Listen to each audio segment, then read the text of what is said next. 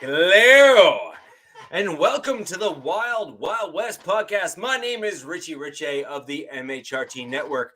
Over to my left on today's show is Coach Defense of the Lockdown Defense podcast. You can catch Coach for his flagship podcast every Tuesday. Him and Coach Kurt, for the most part, every Tuesday. They discuss everything football, and they, depending on the season, Dustin NBA. It all starts with an N. The bouncing of the balls, if you will. And we'll go into there. And down directly below here is the real Alex Givens. You can catch his articles on Arrowhead Addict. And for all of you who are joining just recently here, Coach and Alex have a show directly after this one here on Coach's channel.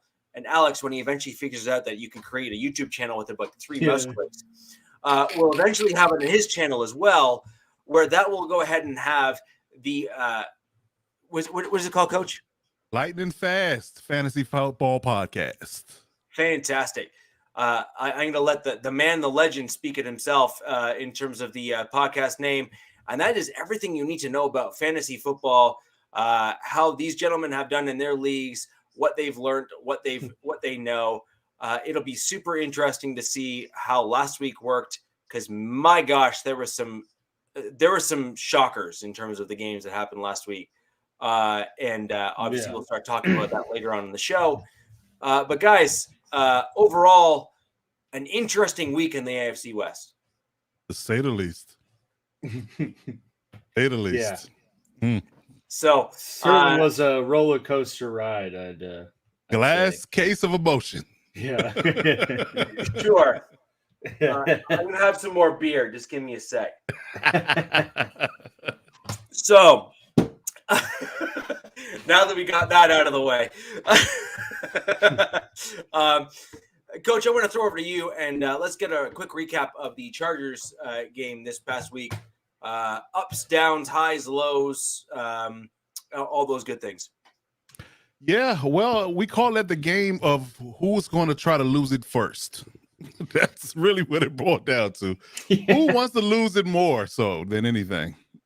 Welcome to Chiefs Kingdom, T Swift. All right, now we got the Swifties in. The Swifties are in the building. Jennifer, I do have one comment / question. What is the over-under that Taylor Swift will be writing her breakup song for Travis Kelce coming next Chiefs game? It's going to be a whole album.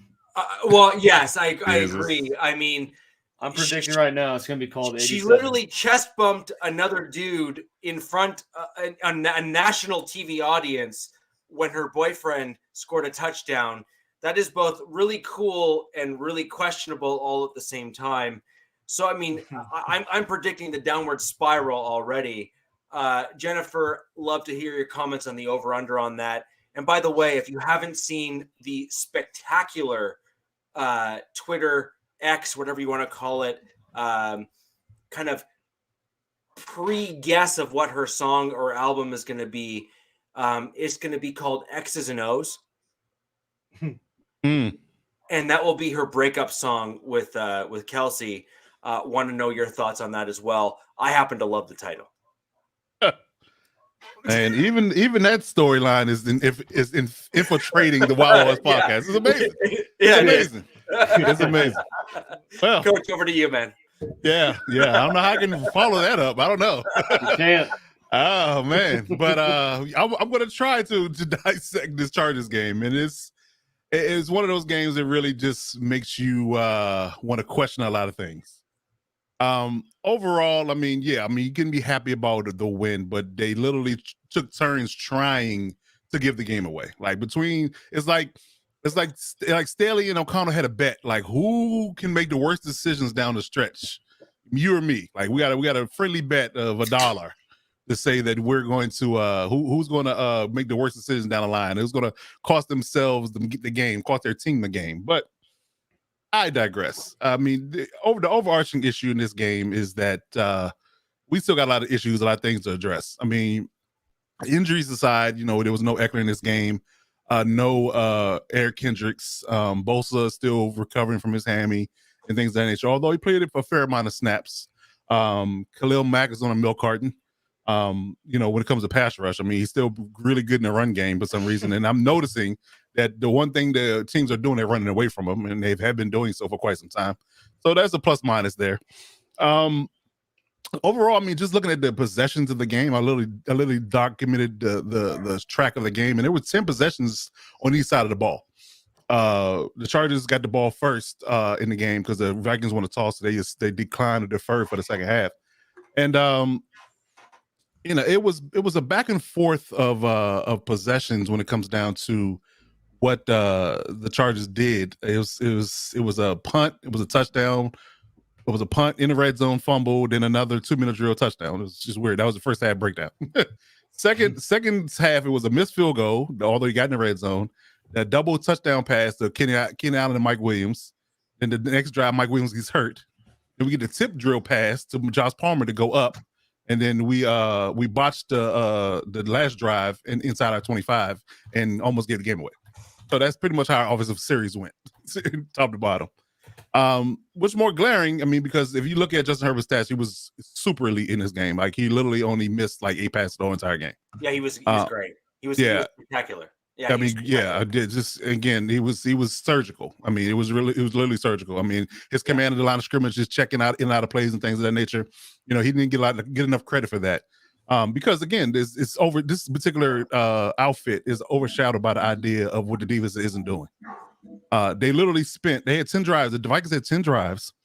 7 of them got into our red zone. 7 of them ended up in the red zone. Yeah. Now, the only good fortune that we had is a tip interception in the game. We had a strip fumble in the first drive of the game, and then we also had a fumble that was a strip fumble they called back. But outside of that, outside of 3 punts and 10 drives, they literally got into the red zone on every occasion, and either end up in a touchdown or field goal. And like I said, 2 turnovers was the difference maker in the entirety of the game. But again, you're looking at it from a holistic and an overarching standpoint. You can't live like that. Good offense or not good offense. I mean, we give Justin Jefferson his respect and things of that nature, but you can't live your life like that defensively. The run defense is still porous. The pass defense is taking a step back. I mean, that was literally our calling card for the last 3 seasons, or last 2.5 seasons, and that's taking a step back. J.C. Jackson being a healthy scratch for the game, which was weird because this whole court case thing they must have known about, so they just sat him out. It's a lot going on, a lot of mess. Again, you want to be happy because it is a victory, but again, you can't. This isn't a sustainable model. We have to figure out a way to strategically, because I don't think schematically we can get stops on our own. We have to strategically get stops on defense and somehow or another shore up the front. Now, will that get better with Eric Kendricks coming back in the lineup? I hope so. I will say this. A lot of people that have been hating on and been naysayers of Kenneth Murray, right? But the moment he started calling the defense, he's been playing lights out. Like he's been playing like a number 1 linebacker, and I have to give him credit. He's been forcing tackles for losses. He's got an interception in the game. He got a sack in the previous game. So he's been playing lights out. Like he's been playing downhill. He's been playing fast. He's been playing like the number 1 draft pick that they drafted him to be. Now, whether or not it's sustainable is a whole nother question. But it's the thing, he didn't when he was a side next to Eric Kendricks, he didn't play that well. But the moment he was by himself and it was fight or flight, he was flying. So I got to give him his kudos. So with Justin Herbert being surgical, Keenan Allen practically leading the league in receiving yards in the past 2 weeks, and Kenneth Murray's play. I think those are in our pass rush, ironically. Tuliopou and Joey Bosa have been taking turns getting after the quarterback. And they've been doing a pretty good job of scheming them up on the same side of the ball and doing stunts and twists with them and trying to get them free. And it's been working to a large degree. So I definitely give them kudos for that. So, I'm not going to sit here and say it's a balance when it comes down to the idea that they're doing things right. But there are some good and there's definitely some bad that needs to be cleaned up. And I'm just curious how they're going to get there. I mean, because again, these issues are long-standing issues that haven't been corrected, and they're not getting better; they're getting worse. So I guess that's the question is this a scheme thing, or is this a player thing, or is this a combination of both? And I think it's all of it. Yeah, that's always a combination of both. Yes. Right? I think it's all of it. Yeah. Yes, they're right. Yes. Yeah. And so I just real quick, Coach, I don't want to interrupt kind of the Chargers piece here. I do want to just quickly give a quick shout out to a couple people here in the chat joining us live. Always love having an active chat here, laughing at some of the comments, especially the one there from Spence GC. Yeah, I feel that. Good job. I agree. The whiskey is still wearing off. I'm almost back to normal. The Irish in me required several bottles, and I'll let you know when I'm back to being okay. But I do want to just give a big shout out to Brendan West, new member, new entry here to both the show and the channel here at the MHRT network. Love having new guys joining the show. Welcome. In. That's fantastic. Ask any questions you want. We will answer them throughout the podcast here as best we can. And Spence, your comment here is worthy of a banner across the bottom here. It really is. It really just is. Boy, you picked the wrong game to do that. Yeah, it was. That was. We'll just say that was something. And I'm hoping to spend as little time on that nonsense as possible. But with regards to that, that's a hilarious comment. I do hope that your hangover will finally subside, perhaps by week 6. And it might just be a prolonged thing. Exactly. A feel for the whole season here. Yeah, and we'll go from there. That's a good one too. Rocker's Will comment was funny too. Yeah, I agree. Well, we got to give Ed a shout out. Well, Riker. Get some respect. Right. Yeah, show me some respect. No respect. Right in Dangerfield. Well, Ed, you deserve a special mention at the end of everybody. I mean, you've been with us since the get-go, but if you're going to try to jump the gun, then thanks, Ed, for joining the show. We'll get to you later. But I joke, obviously. But Riker, I mean, that's true. And realistically speaking, this upcoming game may well turn out to be based on how the Broncos and Bears are both playing this year in terms of who wins that sweepstakes. What will be really there are actually 2 games that are winless teams this week. The Vikings and who the Vikings play? Panthers. Yeah, the Vikings and the Panthers. That's a winless. All of the winless teams are playing each other this week. Yeah. Exactly. Who scheduled that? Well, that's just a fluke. Really. I mean, you can't predict who's going to be winless by week 3, right? The scripted conspiracy theorists would say that was planned. Right. Well, I still thought that McDaniel should have gone for that field goal kick at the end of the Broncos game. There is certainly an overwhelming number of folks that are saying that the league called it in for him not to do it. At some point, you have to, balance that out. But it sure was suspect. Let's just be honest. As a Broncos fan, I would have done it. He already scored 70 at that point. In fact, my hand was up saying, "Please kick the field goal. I want you to do it." Because at that point, the damage is done. Just do your thing. Yeah. Right. It just is what it is. But Coach, you made some interesting points there about your Chargers. It sounds like you're actually far more concerned now than you were at the beginning of the season. Mike Williams getting hurt is probably not helping. No. At all.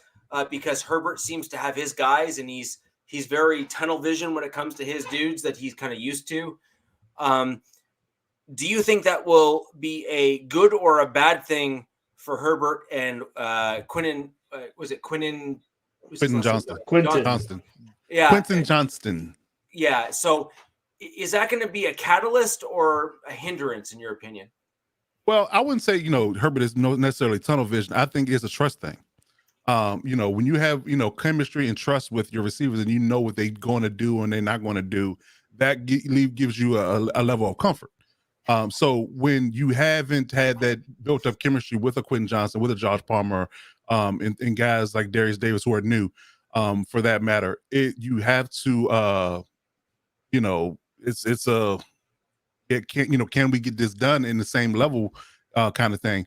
Because Keenan is still there. He still has this chemistry with Donald Parham and Gerald Everett. But Palmer. At some point in time, he's going to have to lend and trust Palmer and Johnson in certain spots. Because if your defensive coach get paid too, and if you know what I know, that at some point they're going to do their best to try to take away his primary weapons. Yeah. So what's going to happen when you have to lean on these younger guys to make plays? Because again, what gives me pause is that Quentin Johnson hasn't been on the field much as a first round pick just yet. You look at everybody in his draft class outside of him, he's the only one that's not playing in the large capacity. Now, you can argue that, the talent ahead of him might be, kind of superseding that. But again, if you're that guy and they draft you to be that guy, you should be on the field in certain spots. And he hasn't been targeted. He hasn't been on the field much. So that makes me wonder. And on top of that, Josh Palmer's production, it's fleeting because again, when he's not the focal point, he has these, breakout games here and there, but he also disappears in certain spots. When he's the clear-cut number one, i.e. last year in several spots when Keenan and Mike were both hurt, he was disappearing by him. You didn't see him. So that part, makes me wonder about what role that Kellen Moore's going to utilize Palmer and Johnson in, and can Justin count on him? If I throw you the ball, will you catch it and will you make plays? Again, because we all know this, it's not a super top secret that Quentin Johnson has had drop issues in the past. And that kind of issues, those kind of things, if you have those type of confidence issues in your ability to catch the football, that's not make a quarterback feel good. So, because it's one of those key spots on the third down where you need somebody to catch the football and get a first down.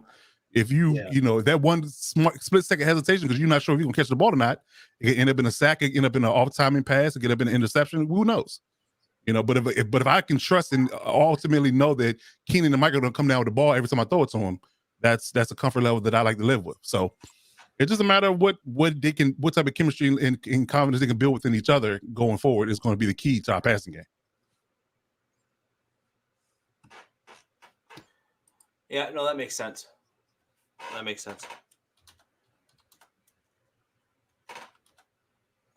Alex, any thoughts on the Chargers? It's certainly going to be interesting. It was a very Chargers way to win, right? Like go for it on fourth down and not get it, and then just still pull it out. But hey, as a Fast and Furious approach, right? A win is a win. Doesn't matter if it's by an inch or a mile. Inch or a mile. Winning is winning. But, I think it is going to be interesting to see.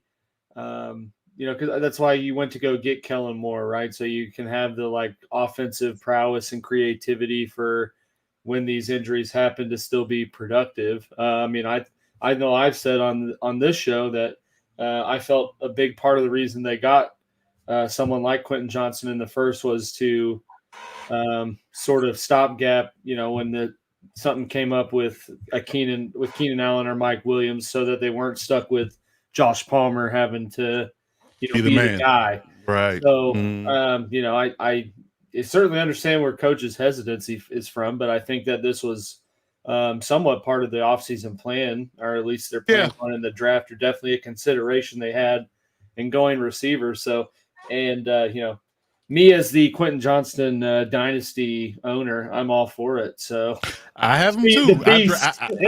I drafted him in my Yahoo league, so I understand. But it's a wait and see. Can he will he and can he be on the field a lot going forward? Based upon in Mike's injury. And again, I agree with you. That was the long-term plan because we've had, the smart thing to do was to address the problems you had in the past. You had a lot of injuries in wide receiver last year, so you drafted one. But again, we can argue back and forth about who we should have taken, but again, we're here now. So he's got to step up and reduce and earn that first round grade. Because I promise you, if it was Zay Flowers or Jackson Smith and Jigba, we wouldn't be having this conversation. So you got to prove that you're in that caliber of those guys. Jordan Addison either. So I think that you have to prove that you're worthy of that tag and step up and and be the guy, because you're going to be not only be the guy now, but you're going to be the guy going forward, because Kenny and Michael are not going to be here forever. No. No. And that's how he's going to earn his second contract too in the league. Absolutely. You know, this is really the time, right? Like all of those wide receivers that truly like make that step, right? Is they seem to make it in those key moments. So can he do the things to do the things to kind of get that accolade, right? And that's a big deal, because this is where he's going to make his bread and butter. Is now's your chance, own it, earn it, and don't give it up. Exactly. And I promise you, he's going to get a lot of opportunities, because I don't know what the hell happened between week 1 and now, but our run game has disappeared. Like we had an enormous amount of success in week 1 and complete and total flops in week 2 and week 3. Now I get the Titans game, because they held the Cleveland Browns to under 100 yards rushing, and that's the best rushing team in the league. So I get that. But the Vikings literally gave up almost 200 yards to the Eagles the week before. So it wasn't the personnel and who you were facing this week. They just couldn't run the ball. Right. Well, but Eckler hadn't been there, since week 1. So that's the thing. I think Josh Palmer had more yards than Eckler week 1.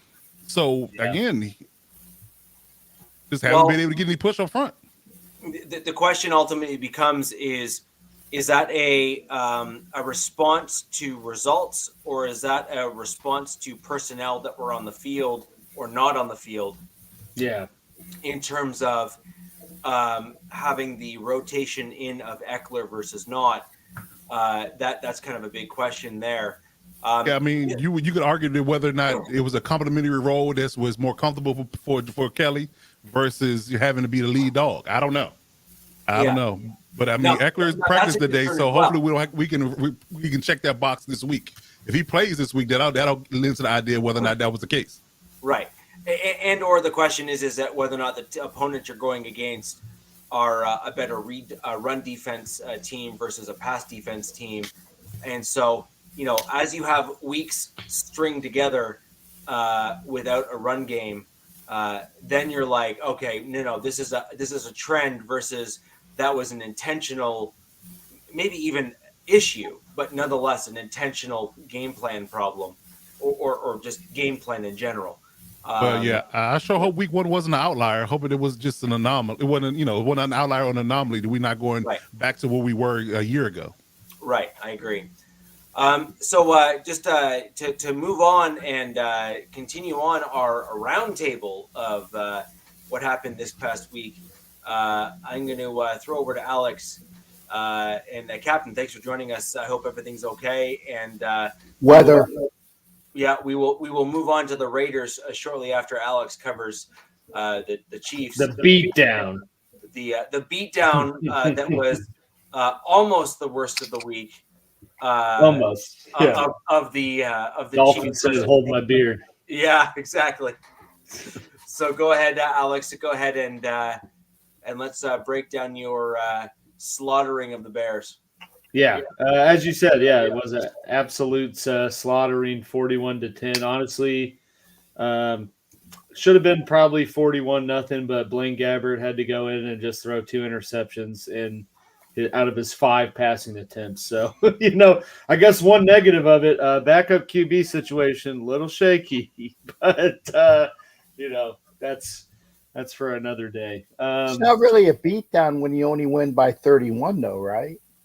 I suppose that's your subjective measure of what a beatdown is. Maybe a Raiders beatdown is a 2-point. Well, I was just saying 31 points was not the largest margin on this panel, though. No, it wasn't. But it was the largest margin for a win. So yes, that's true. Yes, Either way, but not by a loss. You are correct. You can't help but feel bad kind of for Justin Fields and the Bears. It just kind of seemed like they weren't even in it when it started. Like they were checked out before the kickoff even happened, and it was just like they weren't really doing much to help him out on that side of the ball. And Chiefs defense has been playing pretty stellar up to this point and only looked even better.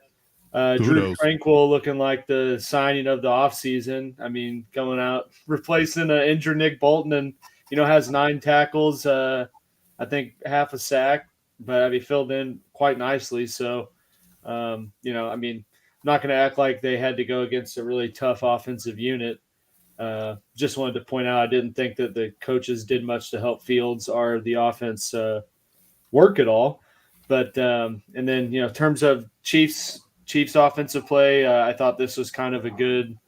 They certainly everything seemed to click in terms of kind of how the first 2 games went. I thought Kelsey was more involved. Obviously, seemed to be a little more hyped with his new flame in attendance, which seemed to take a lot of the camera's attention. And the announcers for that fact, but chest bump. Yeah, I told a couple of my buddies that are Bears fans, I'm like, man, that just had to be the cherry on top of this whole week for you. Like, first you had the potential FBI raid, like Justin Fields calling out the coaches, and then just the 31-point just thromping with T Swift in the house. Just had to really just bring it home for him. But offense looked good, both passing and running the ball. Pacheco and surprisingly Clyde Edwards-Helaire both had 15 touches, but I think that's a little skewed because they kind of went into backups, part of the fourth quarter. Rashid Rice continues to look like he's going to be a pretty strong asset, and especially for being a rookie receiver. If he would have just had just a little more strength, he'd have at least 1 touchdown because he got stopped at the 1-yard line twice.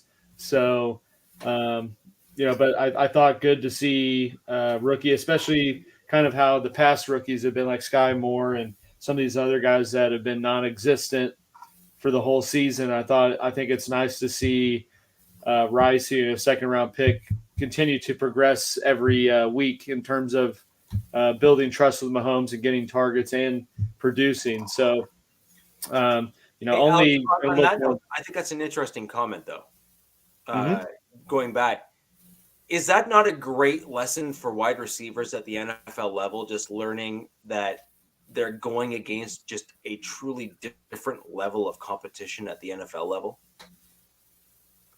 Like if you get stopped twice at the 1-yard line at the college level, that dude was in the end zone every time, right? Yeah. Like just call a duck a duck. That was a touchdown every time, right? Like he's just used to, come on, that's like I'm good, right? And even when a guy misses at the NFL level, they can catch up, make up, and stop.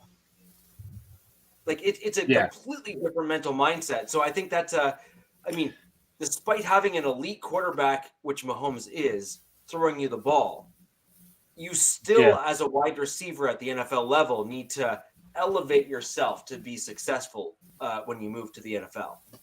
Yeah. Well, it's funny you bring that up because, like this morning, I thought it was interesting on Get Up. I usually listen to that as I'm getting ready for my day, but they were talking actually about how the league is, everyone thinks the league's so uncompetitive, there's, your 5 to 6 favorites and everyone else isn't close. But in all reality, every game is decided by 1 or 2 plays that, they're right there. Because they're talking about the Cardinals beating the Cowboys. And it's in all reality, even the bad teams are right there from being good. It's just this small margin of error. But, because everyone's they're making millions of dollars to know their assignment and know where to be and have perfect techniques. So that's all they do every day, all day. Yeah, I would gladly do that I could, but I wasn't blessed enough with those traits. But I think that it was a good lesson, or maybe part of his welcome to the NFL moment.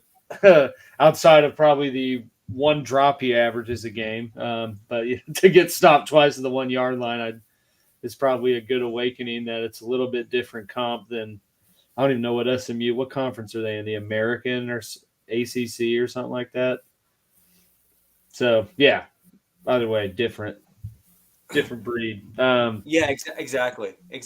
And I think Quentin Johnson's probably also going through that thing as well, where he was used to leveraging probably physical traits to succeed in college, and he's gonna, have to adjust accordingly. And actually, to be quite honest, I think Keenan Allen's probably a great guy, or even Williams or both are great teachers for someone like him, because they are similarly skilled physical attributes. But I mean, both would have had to have learned rather quickly to adjust to the, welcome to the league, Rook, in terms of, what to expect and what they're going to go against. And, basically the best dude that they went against in college is the average guy in the NFL.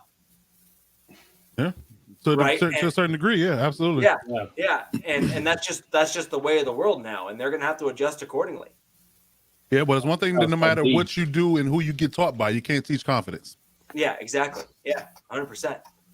I mean, Deion Sanders is basically, oozing confidence, and there's a reason why he's walking confidence, man. Yeah, that's right. No, but there's a reason why when you saw him on the field, it was silly. Well, I mean, that's a whole different level of talent, though.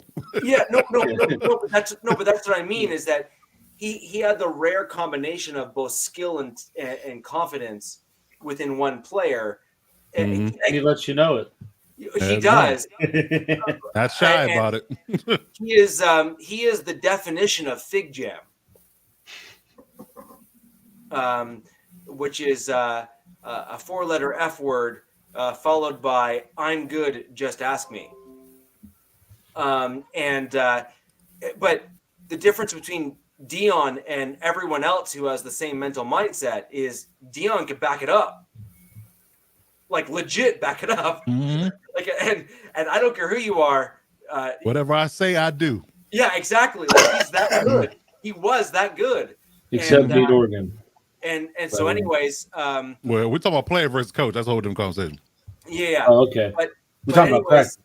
But anyways, Alex, to your point, I actually think that this is going to be an interesting growth curve for Rice on your team, which is, will he rise to the occasion and push through and get better, or will he kind of be above average and not quite ever make that next step?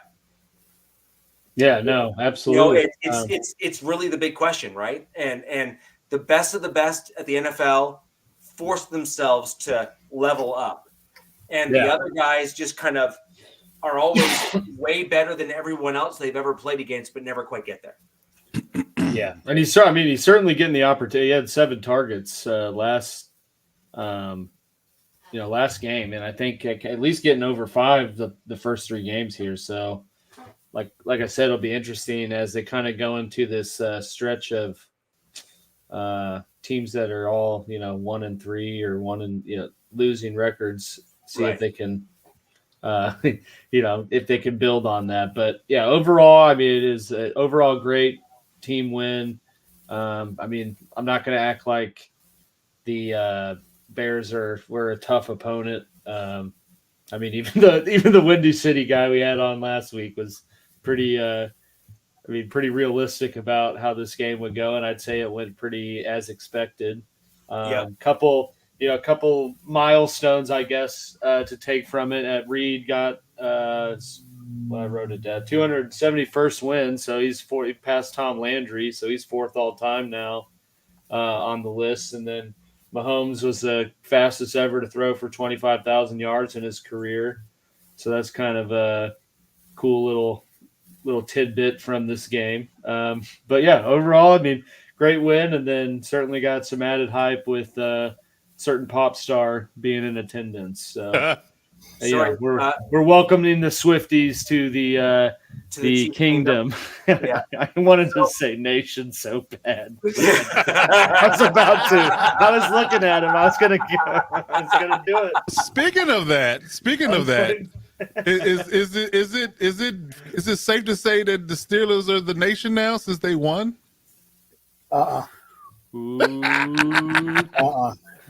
And you know what, Coach? Because I'm trying to keep my F words inside me.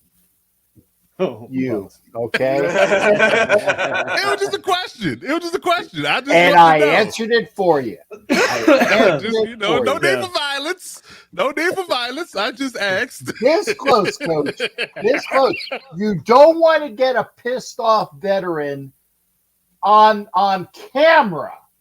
No need On for violence. camera, because that's all I need right now to show how depressed and anxiety and, go grab a gun and go blow something up. I need is for you. No to PTSD. talk Listen. I don't think you want to put that on the airwaves. about Right, the right. nation. No, This ain't no a conspiracy PTSD. pod. No PTSD over here. No, we are no. Coach, I love you. That's why I went on your show last night to show some of that love. And I was I there. appreciate that. I I appreciate was there. that. It You was were. late because I had a show where I dropped so many F-bombs that there is no more F's in the world. Okay, because I used them all. They're I all gone. used them all. Okay, but I had to. But I'm sorry. The answer to your question, Coach, is F no. Okay. There's only one nation, Coach. There's Fair only, enough. and you know Only what? one. This guy knows. He knows. And I love the fact that the smugs know this. Thank you there, Shipman. I appreciate it. You make me feel all good inside, man. You make me feel all I have good some Steeler inside. fans in the family, so I just thought I'd ask. Yeah. They were clamoring about that after the Well, win, so I just thought I'd ask. Real quick, Alex, before we take that segue and run with it, which is really a gift. I do have one question that I think everyone is wanting to know, which we're looking to you for an answer. Is Absolutely. Was that a popcorn cart? Or was that Taylor Swift in the middle box? In what metal box? I don't even know what you're talking about. Well, the thing is that a lot of the celebrities will find creative ways to travel between point A and point B without being noticed. And your newest addition to Chiefs Kingdom, Miss T Swift, has a reputation of being transported in wheeled carts. Oh, I don't. Yeah. And you know what? If she has a reputation for it, I'd say it's more likely true than not that it happened at that. But basically,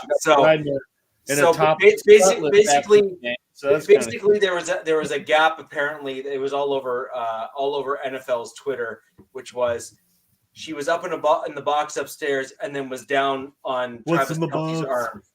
Yeah, immediately after. What's in the box? She's also the biggest pop star in the world, so I think she can probably get wherever she wants, pretty quick. Yeah, but, I agree. I agree. On that, I did want to throw a shout out to my boy Jacob in here. I don't think we formally shouted him out, although he is trying to talk about college football because he is a Nebraska fan. So let's just move on from that. No one cares about that. Do they still have a team in Nebraska? Yeah, there we go. Wow. So no, they don't. It's a club now. Cameron Parker of the MHRT network of the Mainly Broncos podcast. I do hope you saw that because I am not a Cornhuskers apologist for you. I will let you attempt to defend your team. I will not do so on your behalf, though. Captain, thank you for highlighting that. And Jacob, I'm sorry. But with regards to Captain, segueing in right off of that T Swift comment there, let's talk about the Steelers Raiders game, the good, the bad, the ugly. Well, first off, I'd like to say apologies for being late, but I can't account for the weather here. So when the house is out and the things are on and it takes a while to get plugged in, I come in as I can. Okay, and that's what she said as well. I figured I'd start out. Anyway, Husker defamation. Well, again, that's just so easy. I'm just Jacob. Welcome to the show, by the way. I also want to say that this week I am not as hurting as bad with my neuropathy. I still have that pain. But a lot of it was with the mental anguish of, and Coach alluded to it. And I said this to everybody that was within earshot that was talking to me about the game. I said there will be a shite ton of Stiller fans, said correctly, by the way, Stiller fans in our stadium. I saw it walking around on Friday and to the events on Saturday, and I was right. There was a boatload, actually probably 3 boatloads, the Nina, the Pinta, and the Santa Maria, and they all came in. They all came in to the stadium that day. It was not unexpected because Steeler country, Steeler country, and I made sure. I told those effers that it's not a nation. I said, go back to the 70s. Hey, listen here. I was going to say. Now we got another controversy. Listen here, you. Well, okay, no, and wait, whoa. We're gonna go here. Go back to the 70s, and you see. And I told every Steeler fan this. I said, you saw a picture of the front 4 of the Steelers steel curtain. It was Furness, and it was White, and L.C. Greenwood, and Joe Green. It said, "You're in Steelers country." And go back and look it up there, Richie, if you have any problem with it, because it goes back to the 70s. If you want to harp on them about taking your moniker, go right ahead. But it goes back to the 70s, okay? No, you're missing the point. They knew better than to try to steal mine, and they changed it. Steal your what? Well, Broncos country has been the thing, and they knew better than to try to steal Broncos country, and they moved on. I mean, Tim Tebow made sure to seal that deal right there. One. What is it? Grenade pass. Yeah. To who the hell was that? Pass. Demarius Thomas, R.I.P. Yeah, what Demarius Thomas? Okay, I remember that. That said one thing that he had over. I don't think that even the bald-headed Manning has ever had a victory in a Bronco uniform over the Steelers. I think that's one thing that Tebow has over him. I don't know. I might be wrong, but anyway, and I will say this, and I have no problem saying it because it's the truth. The Steelers clan, or we'll call it a clan, will be nice. Took over. You give them like 5 different nicknames. I know, Well, right? I'm just saying. I so as not to offend any of you PCAs, whatever. I'm trying. God, I'm in a mood today. I'm trying not to. So it's not to offend any PC people out there. Okay. They came in. They saw, and for about 3.5 quarters, they kicked our ass. Okay. Just like last week, the Raiders, after a skirmish of 3 and outs, the Raiders go down the field and score a great touchdown on a great play, a gadget play on a 4th and 1, about 40 yards away. We'll go for it on 4th down. A fake dive, throws it to Adams in double coverage, touchdown. Raiders were up by 7, and then the whole world went to hell. Okay. The Steelers go down the field and they tie it up because Pickens blew away. I can't remember which defensive back it was, but he was like running right into my lap. He looked like he was running into the tunnel. Great play by Pickens. And then this Raiders defense, which is really something you haven't seen in a while, stiffens 3 times and forces 3 field goals. 3. Instead of touchdowns, the Raiders defense actually came to life. And then nobody covers Freiermuth when they needed that extra touchdown. They're up by 16. Set the stage. The Steelers are up by 16, which is only 2 touchdowns and 2 double points away. So the Raiders go, and they get that extra touchdown after they wake up in the 4th quarter like they haven't had anything going on, and they get the touchdown. And then they wake up again, and they're driving, and, we can't get it, so we're going to go for a field goal. But no, the Steelers give them another set of downs. So Schmuckatelli, otherwise known as Jay McDaniel, says, okay, we'll take the 3 off the board. We're going to go for it. We take another minute off the clock. We get to about the 4-yard line. And I've been very nice in making sure that I never call Coach McDaniel some awful words that other people have said on my show. I said, can't call him that.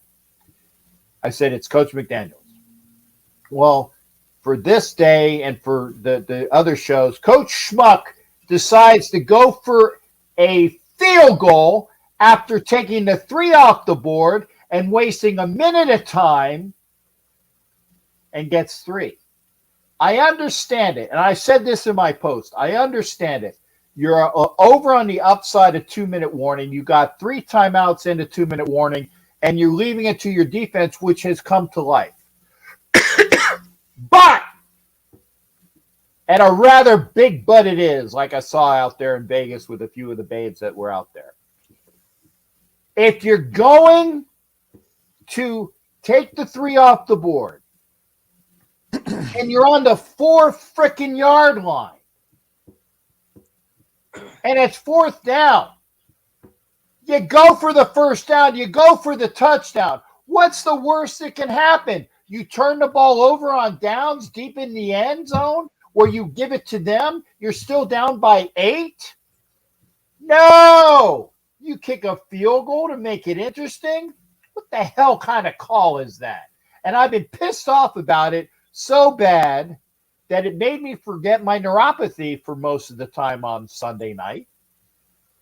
I didn't have to do a show because the show was on when the game was on, and I stewed on the plane all day on Monday. And I said, oh no, I got to have a show. I got to have an uncensored show to blow my stack about what was going on. And I did that last night. Then I saw Coach was on, and I said, hello, Coach. I wanted to make sure I spread some of the love. But yeah, uncensored, I get a chance to do that. What in the hell are you doing? Raiders lose by 5.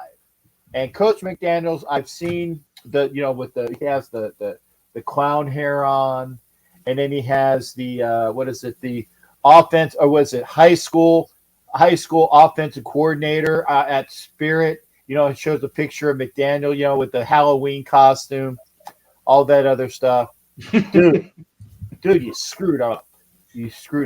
Broncos with Peyton beat the Steelers to play the Patriots. Okay, Avatar again. I was making light of something that Tim Tebow might have done that he hadn't done, but thank you for bringing that to my attention.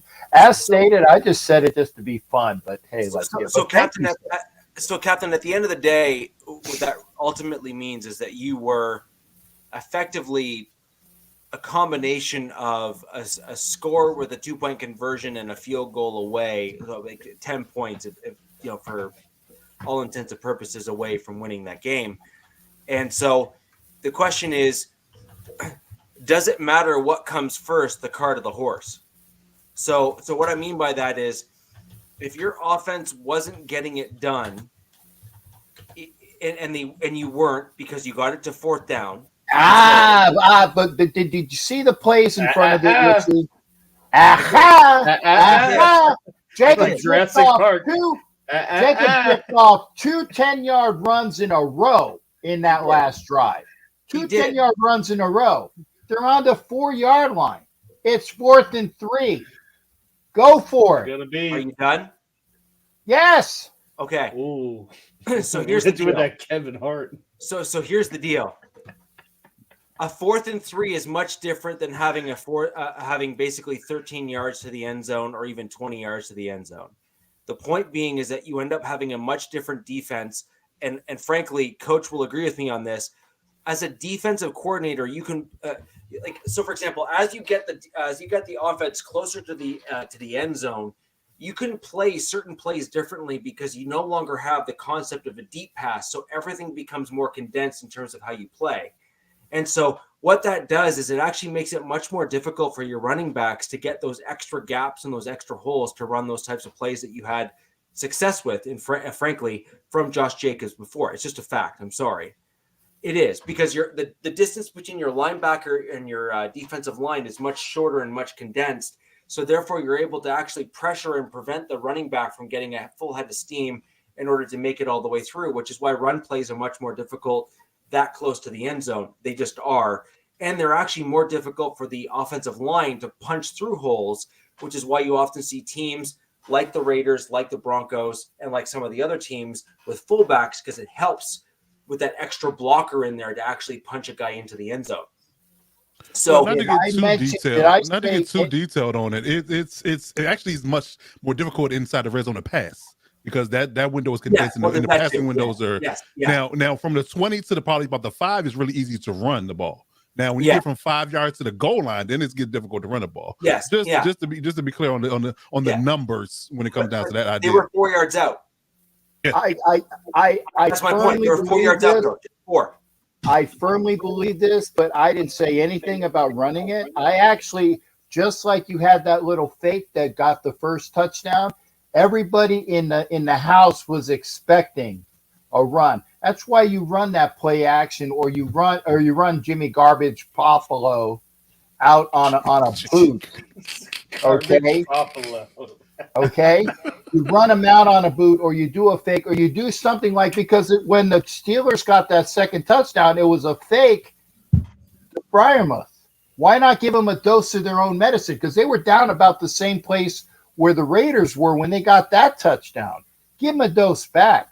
I still say run the play, have a fake and a quick pass, because they've been on it before. They could have been on it again.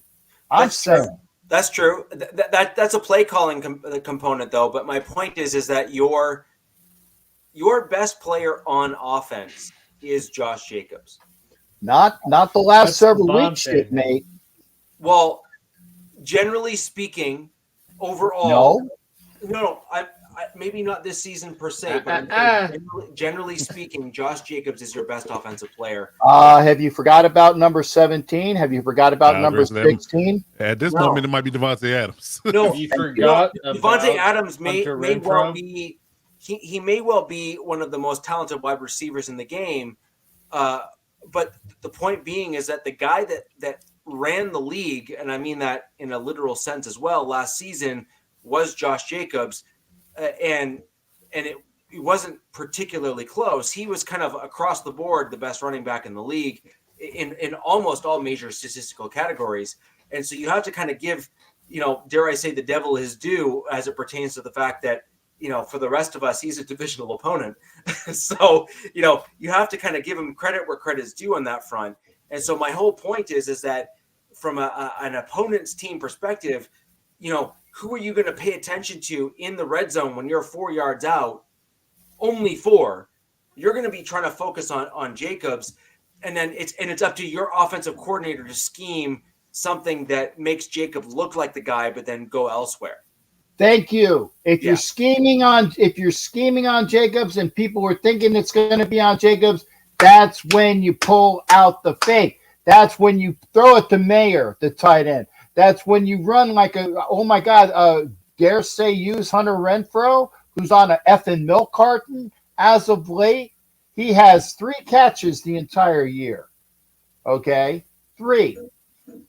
I'm just saying, if Coach Captain is coaching, and again, I've never professed to be a great play caller. I'm an offensive line guy. I'm a line guy. I'm not as big as Alex. I'm not as big as Coach. I'm not as big as you. I'm the shrimp on the panel, okay? Comparatively, okay? Seriously, I have no problem with that. But I did play offensive line because I'm the smartest. I almost said it. For those people, because you got to be smart to play offensive line, right? You run the play, you run the fake, you get the effing touchdown. And then you go for 2. If you don't make it, then you know what you got. But I'm just saying, the worst thing that could have happened, okay, you turn it over on downs, but you leave your defense, because you need a stop anyway, but you leave them with about 96 yards to go to run out the clock, okay? Deep in their territory with a quarterback that's only in his second year, stuff can happen. I'm just saying I would have taken the extra play. Yes, you had at that point there, you would have had a total of Yep. 8 points, right? We would have had a total of what? You got 3 points on the touchdown, and you needed 5 to win at the end of that, right? Because you lost by 5. Well, we got 3 on the field goal. I know what you meant. Yeah, and we needed 5. So you basically needed another touchdown with a 2-point conversion in order to win that game. No, tie that game. No, if we would have gotten the touchdown, right, we would have needed 2 to tie. Okay, if they don't get it, then you still need a field goal. And with Carlson is the best. Although Boswell was wonderful, Carlson could knock a field goal from pretty much anywhere on the field. I still say they really missed out. Yeah. So I actually think that. I mean, I understand what your thing is in terms of that. I do think that at some point, though, you have to credit if your defense has been kind of on point, if you will. You have to show confidence as a head coach and as a play caller in how your team is doing. So, as an example, if I'm Sean Payton against the Dolphins, I show no confidence in my defense because, well, they were being run through and scored on like a wet paper bag, right, in the Dolphins game. And so you don't show them the confidence because they don't deserve it, right? You know, once you're down 35 to almost nothing basically at halftime, your defense doesn't deserve confidence. They've lost that confidence, rightfully so.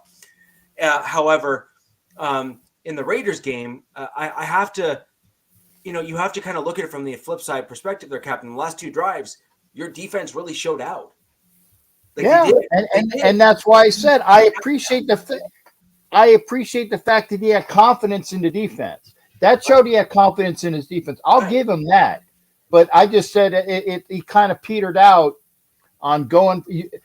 I'm sick and effing tired of Raider coaches going back to Gruden. You take the foot off the gas. You take the hand off of the throat. Go for it. Show the mentality that you want to have. You have confidence in your defense. Show your offensive mentality of confidence as well. Basically, you want to show confidence in your offense as well as your defense, and yes, I understand that. Yeah, that's fair. Now, if you don't get it, then I guess you don't get it, and you just kind of own the fact you lost by 7 or 8, right? Like so be it, right? Yeah. And I think that's a fair approach to things, and frankly, I'm sure as a fan, you would have been just fine with that. I would have rather have lost by 8. Than lost by 5 in that circumstance. Exactly. That's my point, right? Which is you would have rather have gone for the thing knowing you were that close to the end zone than just kind of said, I hope we stop them. Yep. Yeah. No, I can appreciate that for sure. I can. And so the Broncos lost by a lot. So on to week 4. So just kidding. It's basically, as far as I'm concerned, the Broncos gave up the most points in NFL history because it is of my opinion that McDaniels was told not to go for it, which I disagree with. If I was McDaniels, I would have kicked the field goal for sure. Because at that point there, even as a Broncos fan, I was like, dude, if you're going to do it, just do it. I mean, just rip it. Just rip the damn thing, right? Do the damage. The damage is already done at this point. We've lost by 50. Okay? Like, that's 5-0. Like, as in, most games are not scoring 50 points, but we lost by 50 points. So just own it and just do your thing. Like, you've already done the thing, just do the thing. And to put in perspective for those folks that didn't see the game, but may have wanted to just because they wanted to see the Broncos lose by that much, is the Dolphins had their third string players in by the end of the game, and the Broncos defense still could not stop them. I really do want that point driven home. And Brandon, that's exactly my point. That's exactly my point, which is that is such rare air to put yourself in. Just do it. You just do that. Just Like, do it. Yeah, Do it. again, Do even it. as a Broncos fan, you're just like, dude, please own it because you deserve it at that point. You know what I mean? Like you've done the thing, you've earned it. And my big piece here that I've come back on, all three of you guys know that I've been pounding the table for this for as long as we have known each other, is what are my big things on any football team? It is interior defensive line, offensive line, and middle linebacker play. Like literally, those are my big three. 1, 2, and 3. Yeah, those are my big three.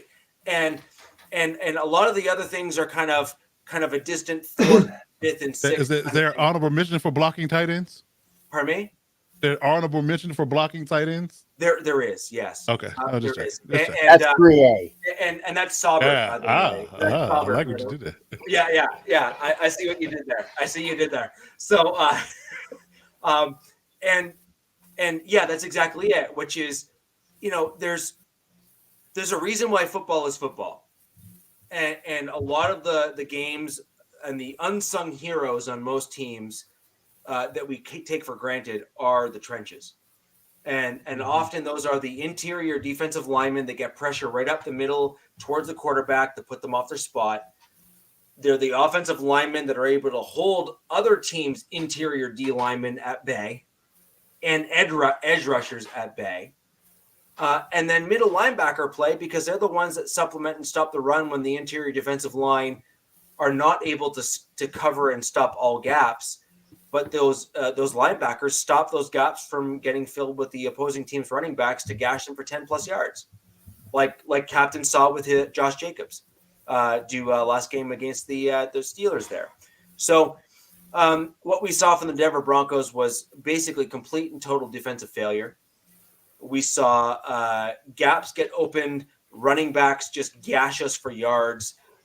We saw just undisciplined gap discipline just not be there. We saw interior defensive linemen not get pressure, and we saw the one guy from our team that can absolutely get interior D-line pressure in DJ Jones be the only guy that can do it, but then get negated because that's the only guy they focused on. No one else could do anything. And it was pretty sad. Like, it was actually it basically has highlighted my comment here all along, which is like, we need to go. Like we need to fire sale.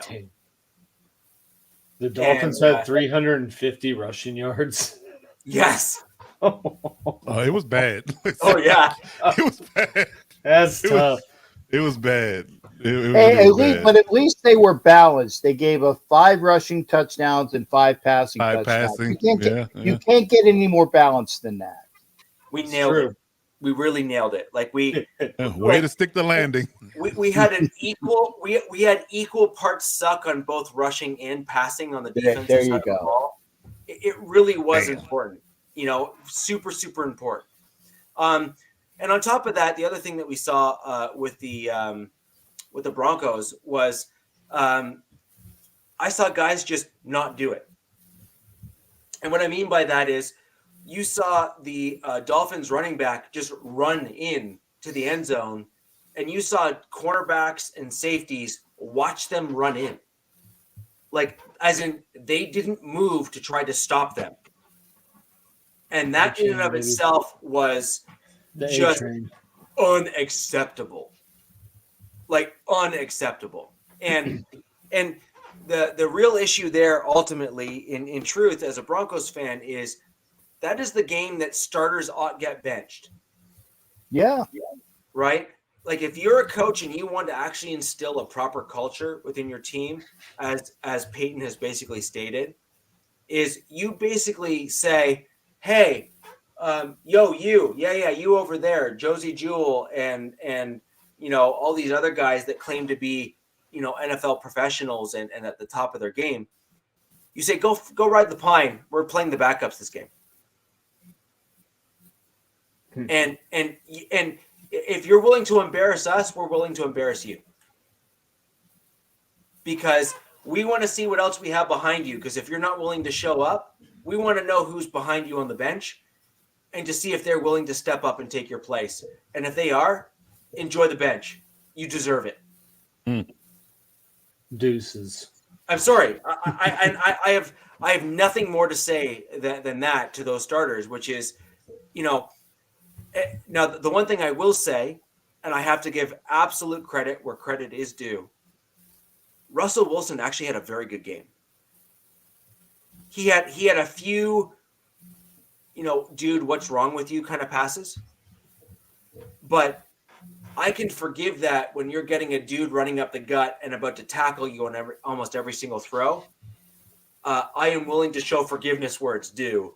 By and large, he had a really good game, and I have to give credit to his level of play, his composure, and the fact that he just stood in the pocket and said, I'm about to get slaughtered right now. And just took it. And, good for him. I have to give credit where credit's due to Russell Wilson. I have been very, very critical of Wilson in his play last year, as well as, other games. But I actually thought he had one of his best games as a Bronco. Well, Richie, honestly, I didn't see the game. I only saw the score. I was tailgating when they said, did you hear that the Broncos got 70 laid on them? And I thought it was a joke. And I'm like, no. So if you say that he had a good game, and I know that you are a very, very, unbiased in most of your opinions, right? Like I said, I'm good because Russell Wilson had a good game the first game. He did. Against the Raiders. And then if he had a good game last game, then the problem is not Russell Wilson. But I will say that the Broncos, after the ass whooping that they did get, this is one of the weeks of practices. You say you play the Bears this week? 3-point favorite somehow. I just gave up 70 points. I honestly, even if it's in Chicago, because you had the first two games at home, and I'm pretty sure that it would be in Chicago. It's not cold. I would fathom a chance. Thank you, Coach. My tongue's all tied. I'm feeling all good, baby. I would venture a guess that you're going to whoop the Bears' ass this week. No, I'm telling you. No, Richie, please bear with me. Bear with me. Pun intended. Pun intended. There you go. Because of that, there's going to be some distilled I can't even get the words out. The oh my God, you guys need to show it, because if you don't, Richie, you're talking. If you don't show it this week after having a 70 burger dropped on you, then you really will be going up on maybe not having a win for the rest of the year. I agree, and frankly, this is where I think that's what Sean Payton wants, though. Yeah, and so I have a few general comments on the Bears game, and may as well just go right into it. Ladies and gentlemen, we have again the 3-point stance for my Denver Broncos and the Chicago Bears. Captain, that segue was chef kiss. Perfect, baby. Perfect. Online. We're gonna jump into it, and we're gonna jump right into the Broncos Bears game, the battle of the who sucks more in the 2023 season. My Denver Broncos or the Chicago Bears, the winless teams. We're going to go into the Bears 3-point stance. Thank you to the Second City Gridiron for jumping in again. Love these guys. Great takes. Great guys to deal with. Let's see what they have to say.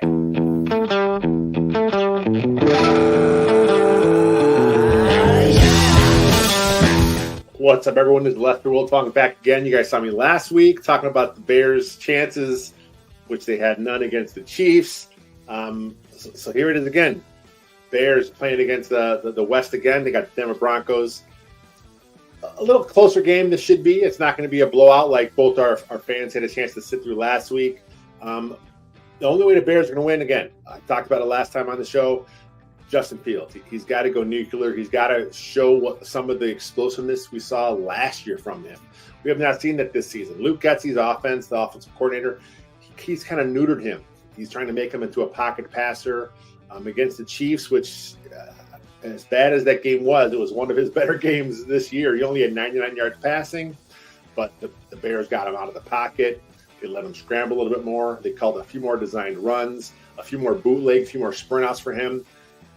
The Chiefs are pretty damn good, so it didn't work out the best way for Bears fans, but we kind of saw them going back to some of the old offense they did a year ago that kind of had success. So the only way the Bears are going to have some success moving the ball is Justin Fields has to have one of those games. We saw him last year where he was just so explosive, so exciting. And then they got to stick to the run. Khalil Herbert, rookie Roshan Johnson, they got to really pound the rock. They got to try and, lather up the O-line, let them start blocking downhill, which will help kind of, set things up there in the passing game for Justin Fields. And he's got to get DJ Moore involved. DJ Moore through 3 games is not being targeted like a number one receiver should be. That's something that Luke Getsy and the coach staff have talked about, wanting to get him more involved. So Justin Fields, it's all on his shoulders on offense. And then on defense this week, Bears defense has been tough. I mean, they're playing this old school. It's not the Tampa 2, but it's kind of the Tampa 2. I don't know. It's hard to describe. But it's a lot of zone stuff, a lot of spot drop coverages, where there are a lot of holes. And my fear is the Broncos are going to just shred them up. Mahomes did it. Baker Mayfield did it. Jordan Love did it week 1. There are holes in this defense because there is no pass rush. That's the problem here with the Bears. So Russell Wilson, I think, is going to have a really big game here. So the Bears got to find a way to get some pressure on him. And Yannick Ngakoue is coming off the edge. That's really the only Bears true pass rusher on the entire roster, which is a problem that GM Ryan Poles had here. But my guess is they're going to have to get some pressure up the gut. Andrew Billings, big nose tackle. He's been a bright spot for the Bears. He's been pushing the pocket pretty well. So if he can get some pressure up front, get Wilson off the spot, that'll help the edge rushers that the Bears get after the quarterback. Rookie Javon Dexter Sr., he's also looked pretty good. He's been pushing the pocket. Another real big body, big strong guy there. So defensively, the Bears got to get after the quarterback. It's been a theme all year. They only have 1 sack. So if they can't get that pressure up the gut, if Yannick Ngakoue can't get to the pressure from the edge, Russ Wilson's going to have a big day. So I am going to pick Denver to win the game. I think it's going to be a close game, but I think they will pull it out. I'm going to call it 21-20 Denver. And that's it.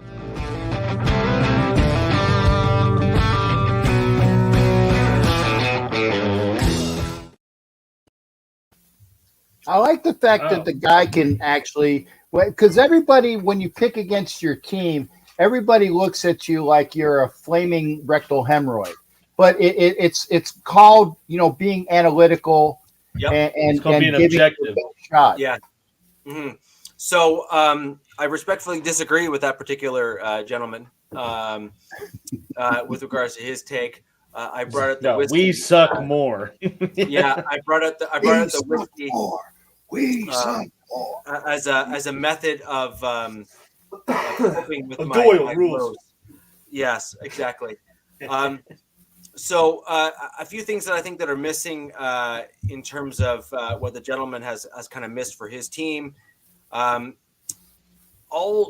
AFC North division teams are effectively built very similarly, which is pretty heavy and aggressively within the trenches, just because they're preparing for the cold weather that's inevitable. And again, we saw the Chargers and the Vikings have a similar battle where that was way closer than it really should have been. Like, I'm sorry, Coach, it just was. No argument here. Yeah, like it just was. And it's just a matter of how they're built. So these cold weather teams, Captain, you dealt with the Steelers. They're built very similarly as well. They look, for everything you want to say about how the Steelers are playing this year, and they're not great, but they're not awful. They're kind of right in that middle, which is they're built very favorably against teams that are built for warmer weather and kind of spread offense, etc. Because spread offense style footballs are typically built lighter and faster, whereas these AFC North teams are built heavy and aggressive. And so the reason why that's an important piece is when you got a guy that can, was basically born on a farm and started lifting cattle one in each arm as age 10. You're dealing with a different breed of guy, and you're dealing with a different style of player. And these AFC North teams are looking for dudes that are just like that, because cold weather has an actual toll on someone's body. And so they're looking for players that just have raw physical strength that can then overpower another player, because they need the run game to work come November, basically. Right? And I mean, look, the flag behind me is no joke. I literally live in the north central part of Ontario in Canada. I know better than those folks in Pittsburgh do about what the cold's like. And they're not wrong. Right? They're just not. And so you need to be a different breed. You need to be able to accept cold, accept pain, and just say, well, that's a flesh wound, and move on. And you need guys that are just used to mauling things around and moving things around and laughing about it when they break a finger and they say, oh, that's funny. You need guys like that for cold weather games. You need it. And I think that the Bears, the Steelers, the Vikings, the Lions, all of these teams are now built in a similar mold. And I think that they're going to give the AFC West fits, because we're not built that way, because we're built for warmer weather games, because we're kind of like a 60-40 split, where we have 60% warmer games and then we have kind of 40% colder games. And then we're banking on playing warmer weather teams like the Dolphins and other teams that are further south over the course of the NFL season. And then every once in a while you run up to an AFC North team and they're just like, hi, I want your lunch money. Right. And they're that kind of team. And so are we built for it? And most of the time the answer is no. Or it's yes, but we basically have to run the score up so high, so quick that we negate kind of what makes them unique. And that's really the best way that we can kind of do it. The Chiefs obviously have done that over the years very well. But at the end of the day, if you try to beat them at their own game, you're going to lose. So I don't see this as a Broncos win, because I think the Broncos over the last several years have struggled against teams that are built like the Bears are, and we have not done well. We've lost against the Ravens, lost against the Browns. We've lost against these teams. And there's nothing that this year's team is showing me, aside from maybe Sean Payton, pulling some offensive magic out of his rear that will. Good news is you should be able to stop their offense, though, because it's non-existent. So, sorry, 70 points. What? Yeah, but that's 70 points with an offensive-minded coach and Tyreek Hill and some other weapons. The Bears run 2 receivers out with a 6-7 man protection and somehow still take a sack with the QB that ran for 1,200 yards last year. So, I mean, cuts both ways here in this game, and I think Denver would be better. I that point is not lost on me. But my point, though, ultimately is that our defense has not done a tremendous job against stopping the run.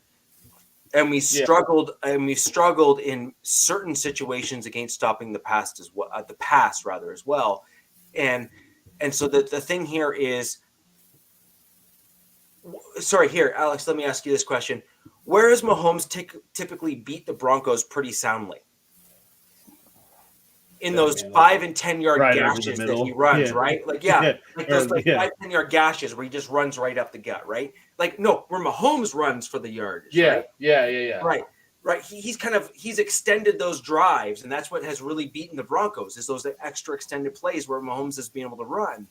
And so now the question is, well, do you not think the Bears quarterback can do the same thing? Maybe even better? No, I mean, he definitely can. I just, for whatever reason this year, he is not playing like he was last. I mean, even in that game, and I saw a stat with Fields that I think over 70% of his sacks that he takes are after 4 seconds or more in the pocket.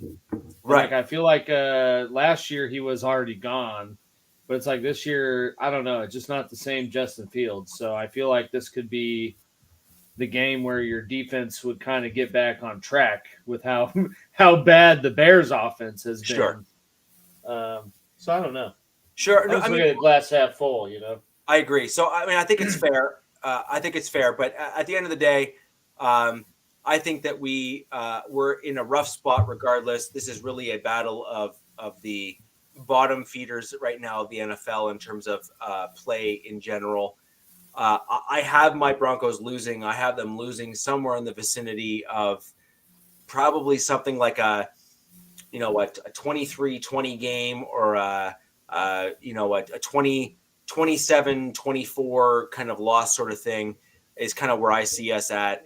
I think that our offense can score, but I think ultimately our defense is going to be tired. And I think at the end of the game, we will allow and eventually end up with the Bears coming back and beating us. That's just kind of my general thought.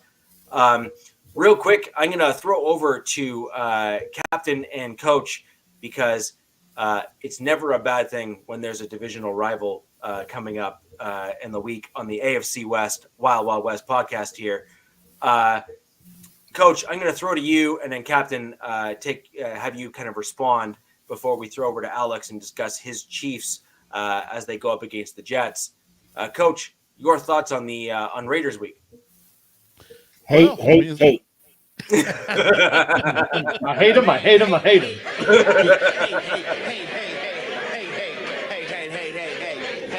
That's right. Right. I mean, I actually honestly think this is an interesting game because, I never trust the Raiders to lay down. I never trust, no matter how good or bad they are, I never trust them to do nothing but play the Chargers tough.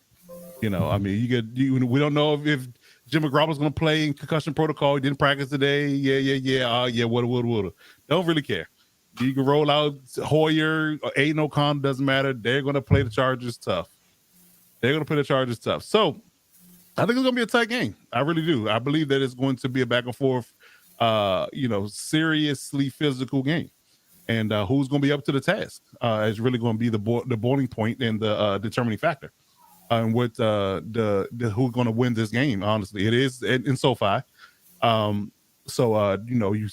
quote unquote have that home field advantage, but I'm sure it'll be a lot of Raider contingencies in the building. Trying to root for their team.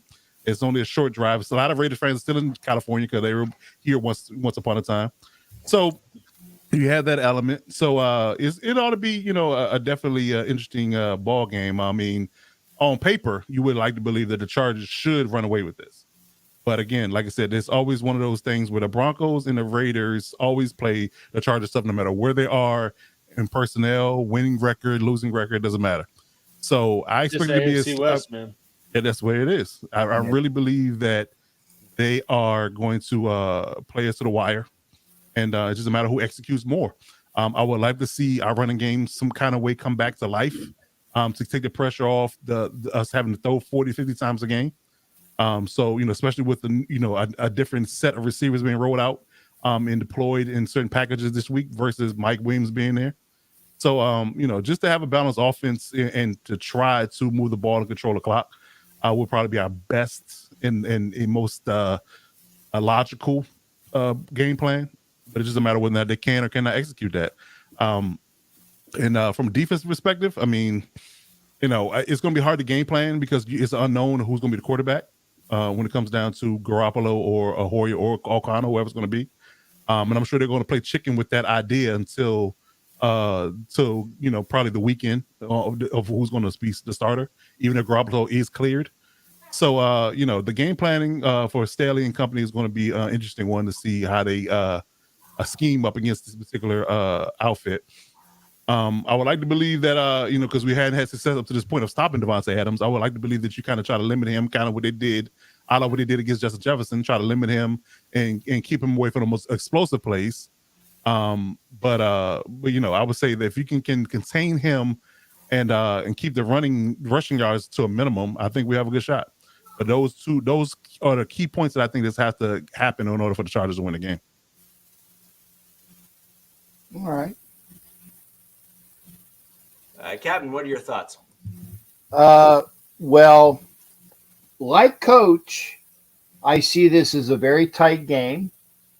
I also see this as a game I am not picking, and I got to pick it tomorrow night for NFL Nation Live, coming at you live, 6 p.m. Eastern, 3 p.m. Shameless plug.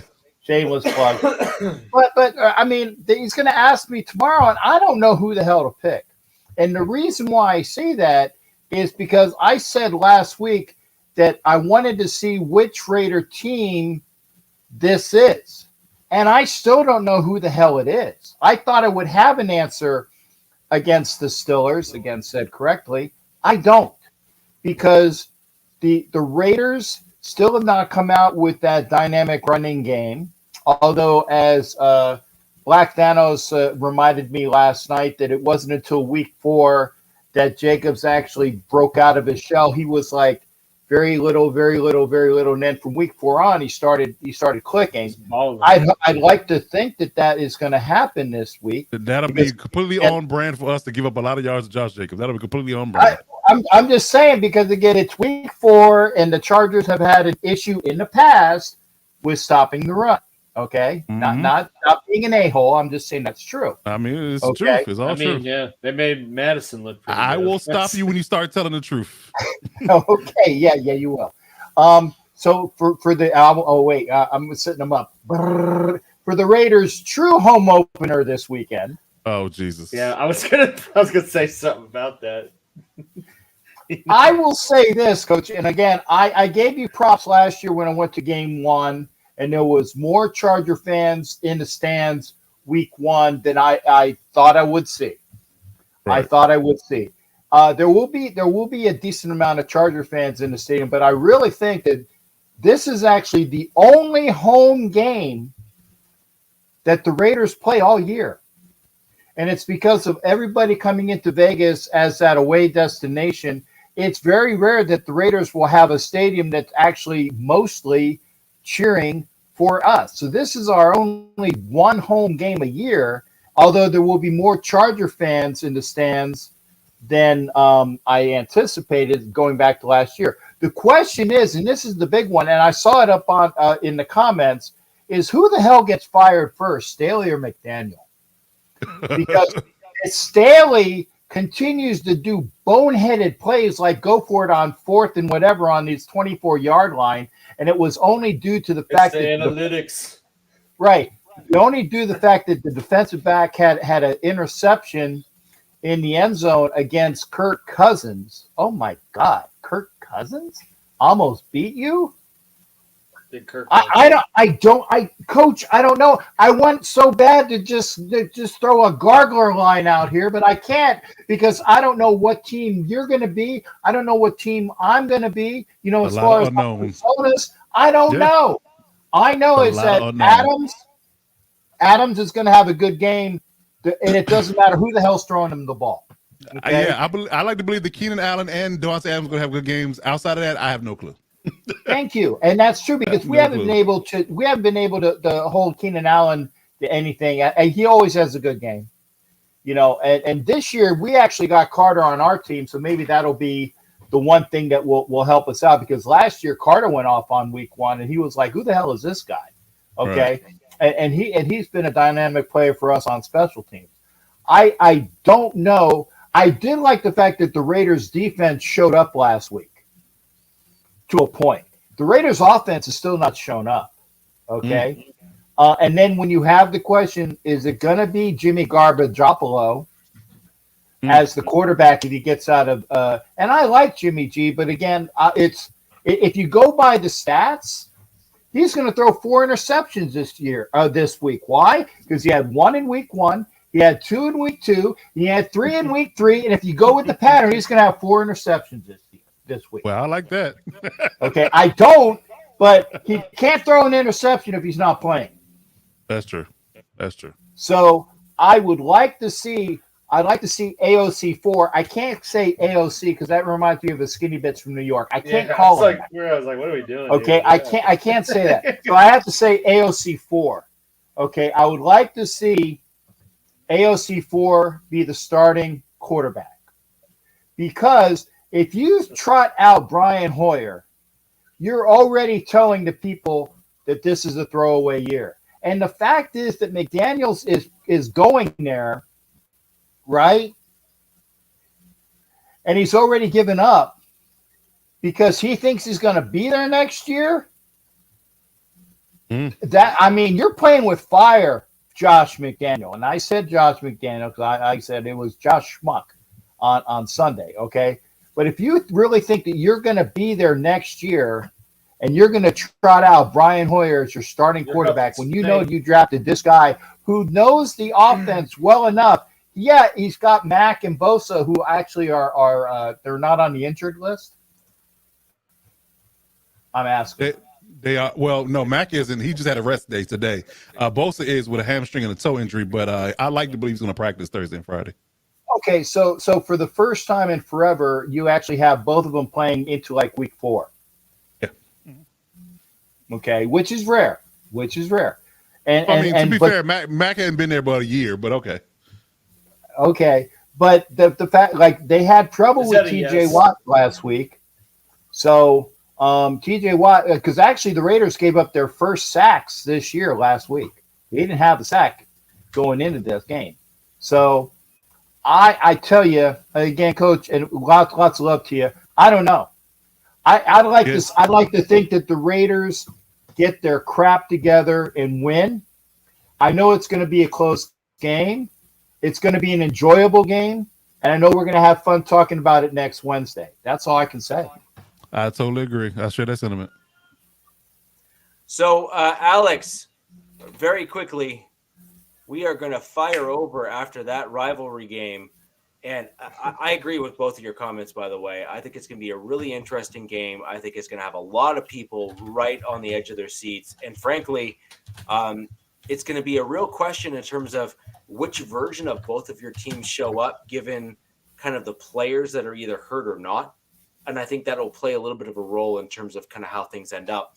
But on that note there, we're going to shelve the Raiders and Chargers until our discussion a little bit more in depth after we see the game next week. Alex, we're going to throw over to you where we have our great friend Jet Central, who's going to go and give his take on things that the Jets need to do to compete and or beat your Kansas City Chiefs. Here he is real quick. Let's jump into it.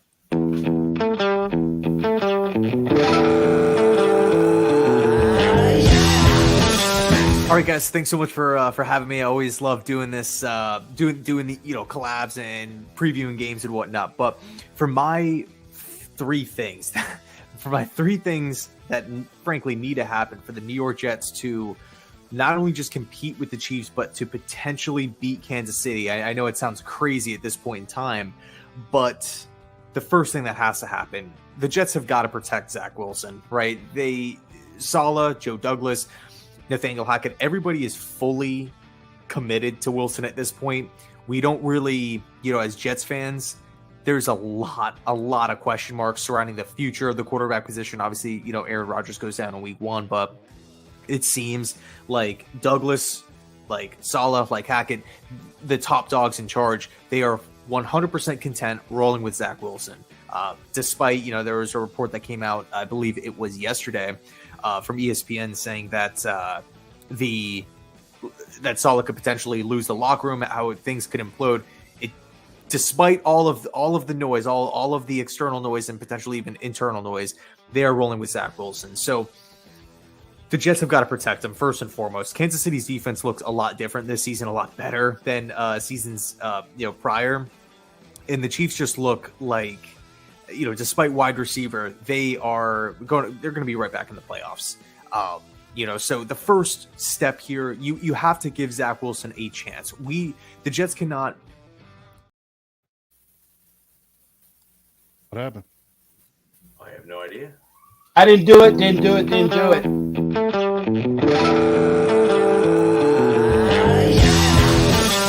All right, guys. Thanks so much for having me. I always love doing this, doing the collabs and previewing games and whatnot. But for my three things that frankly need to happen for the New York Jets to not only just compete with the Chiefs, but to potentially beat Kansas City. I know it sounds crazy at this point in time, but the first thing that has to happen, the Jets have got to protect Zach Wilson, right? Saleh, Joe Douglas, Nathaniel Hackett, everybody is fully committed to Wilson at this point. We don't really, as Jets fans, there's a lot of question marks surrounding the future of the quarterback position. Obviously, Aaron Rodgers goes down in week 1, but it seems like Douglas, like Saleh, like Hackett, the top dogs in charge, they are 100% content rolling with Zach Wilson. Despite, there was a report that came out, I believe it was yesterday, from ESPN saying that that Saleh could potentially lose the locker room, how things could implode.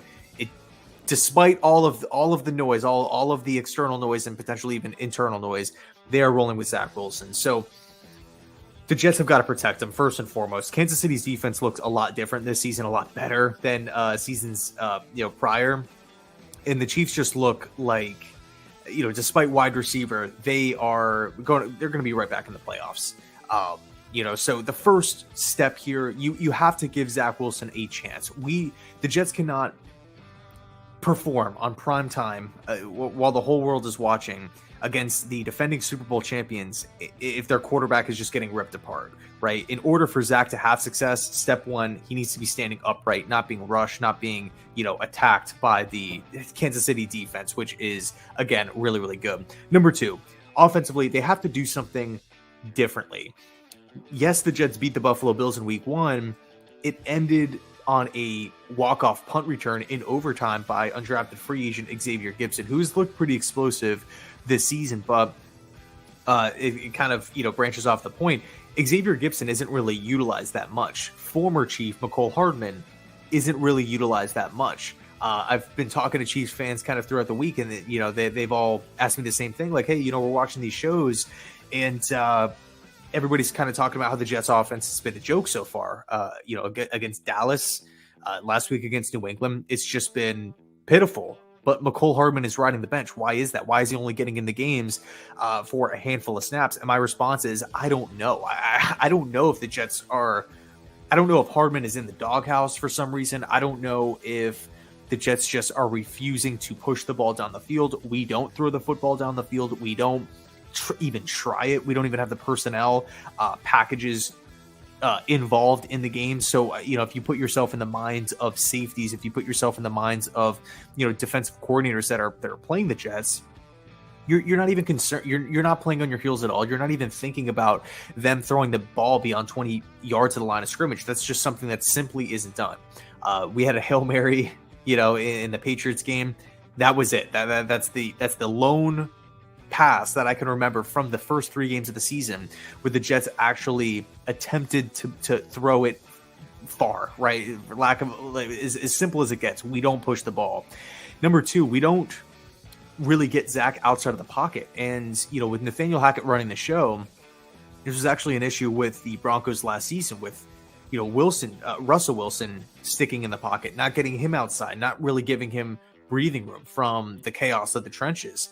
The Jets just continue to, we've seen the same thing. Run, third and long pass. Run, third and long pass. I'm personally tired of it. I need to see some stuff down the field. Even if it's unsuccessful, I'm fine with it because it at least puts the thought or the fear in Andy Reid's mind of, okay, at least this team is going to try to push the ball. And then again, getting Wilson outside the pocket. I'm sure if you think about it, right, when Wilson has made highlight types of plays, it's been him rolling out on a bootleg. It's been him running around in space, extending a play, and then finding a guy down the field. The 2 traits I really, really like about Zach. Great arm strength, and he is mobile. So let's play to those strengths. We haven't done that so far this season. Hopefully that does change this Sunday night. And the number 3 is on the defense side of the football. It's get after Patrick Mahomes. It's one of the most perplexing things that I see every year when I watch the Chiefs. But Mahomes is just a master at extending plays. He's just a master of it. It's nauseating to watch your defensive line. My brother's a Bills fan, so he is, he's seen a lot of battles between the Bills and the Chiefs. he's just sick and tired of seeing Mahomes stand in the pocket, extend plays, have so many seconds to throw the football and to eventually find somebody down the field, in some cases on broken plays. The Jets have to change that, right? We haven't had a great pass rush in weeks 3 and weeks 2 here, again, against Dallas and New England. We did look really, really good in week 1. I think that was one of the biggest, if not the biggest reason why the Jets beat the Bills. I think if we go back to training camp, the offseason, going back to last year, the pass rush has been probably the number one strong suit of the team, but we haven't really seen that these past couple of weeks. So can we get back to that? Can we get after Patrick Mahomes? It's going to be a big test, but hopefully it plays out that way. But I appreciate you guys taking the time and checking it out, watching, and having me on, guys. So yeah, thanks so much.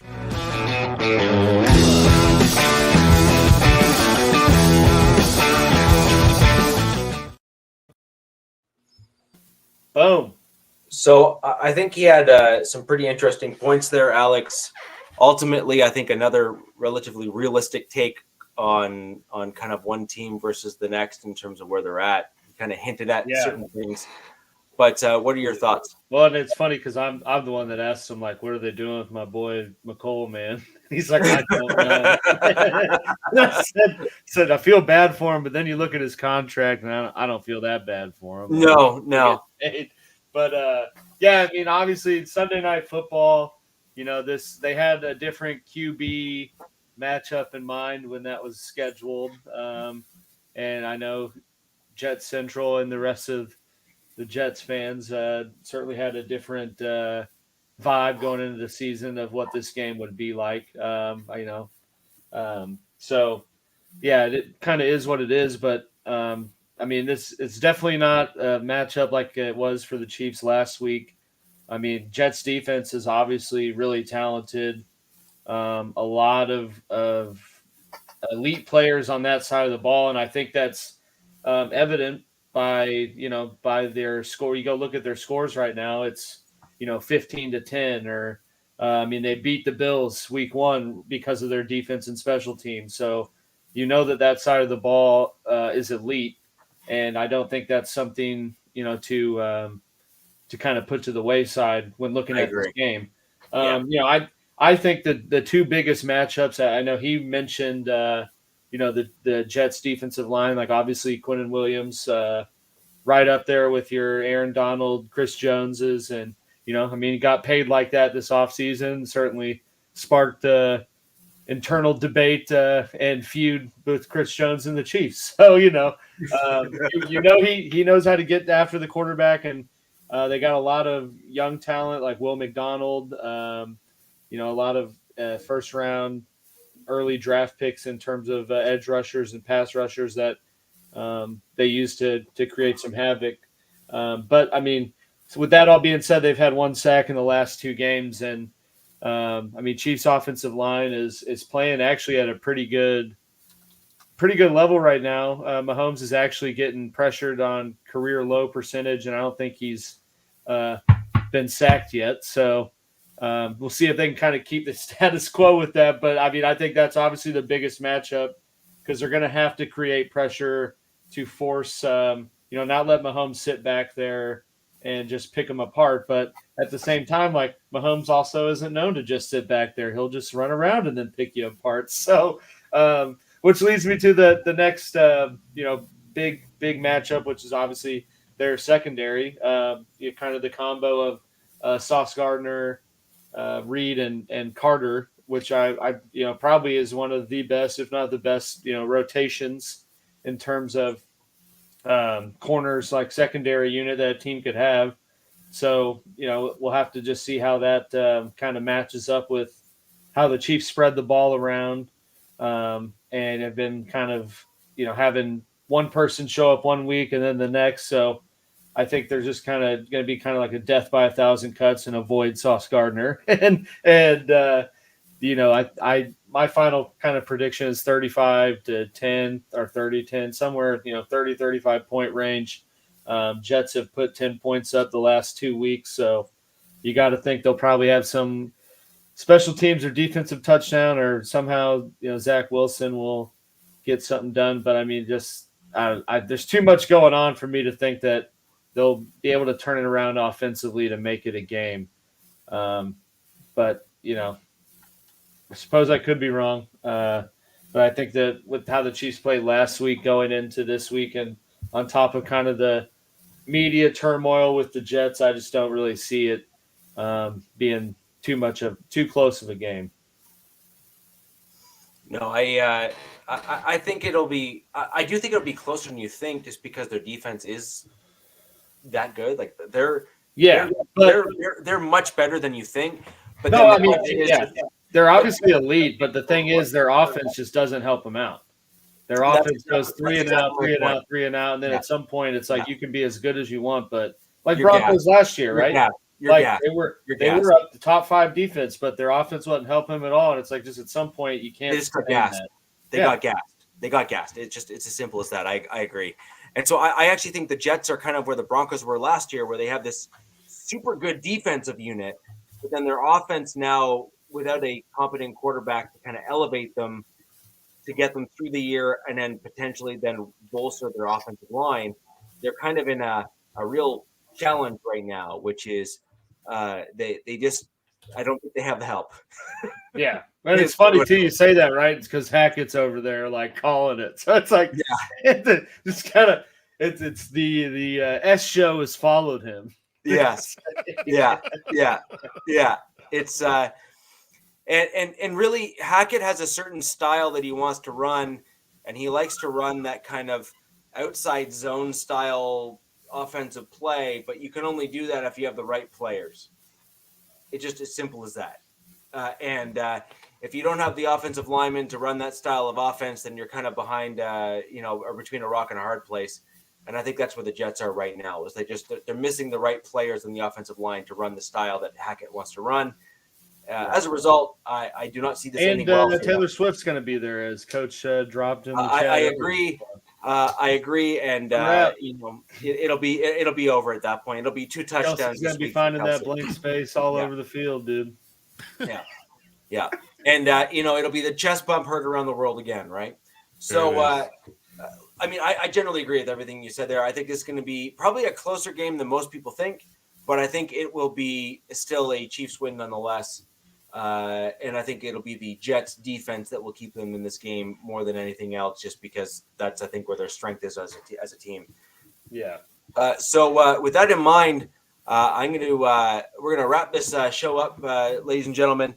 We want to thank all of you for joining us this evening, and just liking, sharing, commenting, all that great stuff. And as the comments say here, go to the podcast. See my 2 shipmates. I kind of did it on their shows. Yeah. So we got the Lightning Fast podcast directly after this show in about 3 minutes time with the one and the only Coach Defense and Alex Givens to give you everything you need to know to win your fantasy league. Brandon West and everybody else who has joined us right to the end, I'd like to thank you very much for joining us. And guys, until next week, where the West Side is the best side.